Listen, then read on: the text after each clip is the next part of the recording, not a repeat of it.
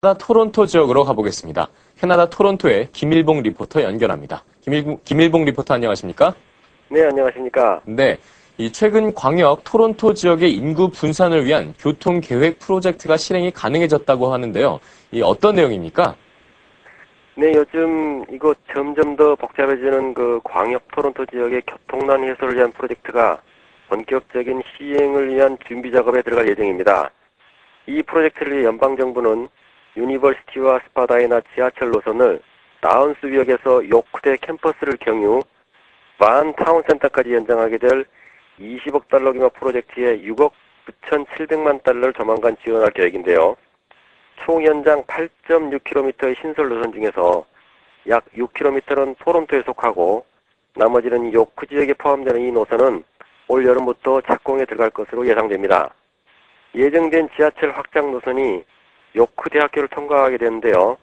이것은 요크대 6만 5천여 학생과 교직원들이 보다 쉽게 등하교 및 출퇴근이 이루어질 수 있도록 오랜 기간 동안 요청한 데 따른 것입니다.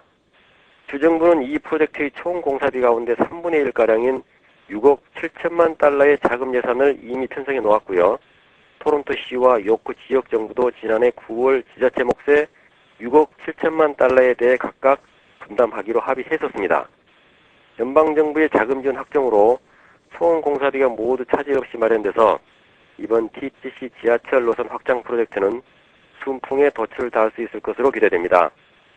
또한 연방정부는 이번 TTC 프로젝트 예산 지원과 함께 미시사가의 버넴스 로드와 에글링턴 에비지 구간 내 하이웨이 403와 이스트게이트 파크웨이 선상에 버스 전용 차선인 미시사가 트랜sit 웨이를 신설하는 사업에 역시 예산 지원 보따리를 풀어놓을 계획입니다.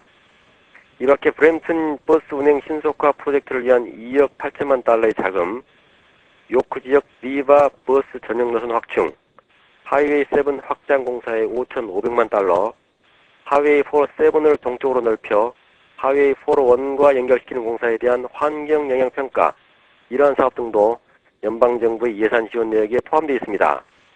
이번 자금 지원 계획은 번잡한 도시 내 교통을 분산시켜서 온실가스 배출량을 감소시키기 위한 연방과 주정부의 방침에서 나온 계획들입니다. 네, 오랜 기간의 노력이 있었군요. 이 프로젝트가 시행이 되면 광역 토론토 지역의 교통난은 어느 정도 해결이 될 것으로 보입니다. 네, 요즘에 어학연수나 유학을 가기 위해서 캐나다로 가시는 분들이 참 많은데요.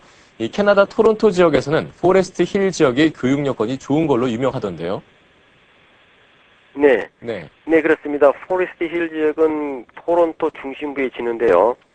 위치는 북으로는 에글링턴, 남으로는 세인트 클레어, 동으로는 영, 서로는 베더스트로 둘러싸인 토론토에서도 최고급 동네로 알려진 커뮤니티 중에 하나입니다. 네, 이 커뮤니티에 자리 잡고 있는 학교의 교육 환경은 이곳 국내에서도 손꼽힐 정도이고요.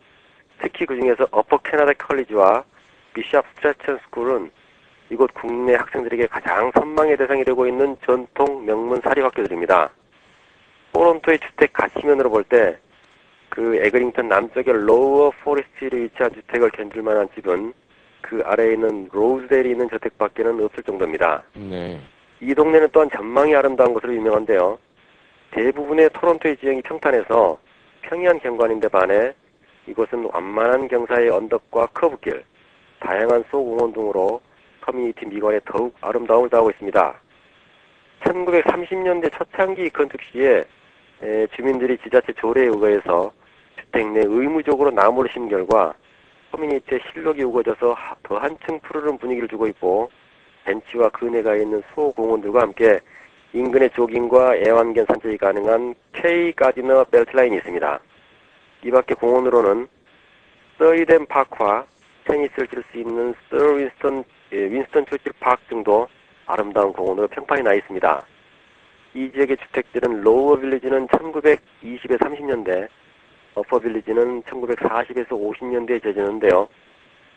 이곳 평균 주택 가격은 건축 연면적 100에서 약 150평 정도의 4베드룸 주택의 경우 로어 빌리지는 200에서 400만 불대, 어퍼 빌리지는 100에서 300만 불대가 주를 이루고 있습니다. 네. 이 주거 환경과 교육 여건 참 좋아 보이는군요. 네, 이 지역의 교통 여건이나 편리 시설 등은 어떻습니까? 예, 교통은 에글링턴 및 세인트 클레어 길을 따라서 버스가 운행이 되고 있고요. 네. 영과 스파다이나 지하철 노선으로 바로 이어집니다. 또 하이웨이 401과 연결되는 앨런 로드가 차로 몇 분 거리 내에 위치하고 있고, 벨트라인이 마운트 플레전트 공원 매주와 다운타운으로 가는 지름길은 자전거 도로와 관통하고 있습니다. 네.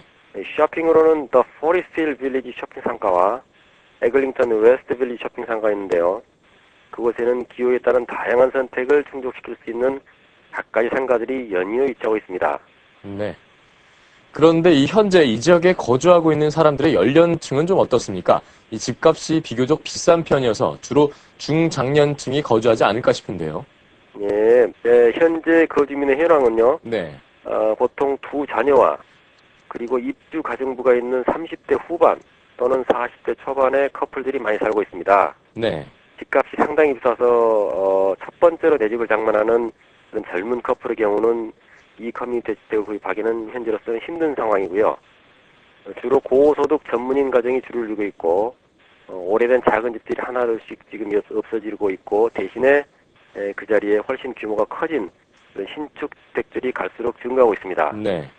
포리스틸 지역 소개를 단 한마디로 말씀을 드린다면 명성과 전통이 어우러져서 명실공히 토론토에서 주거 환경과 교육으로 가장 손꼽히는 지역이라고 할 수 있겠습니다. 네.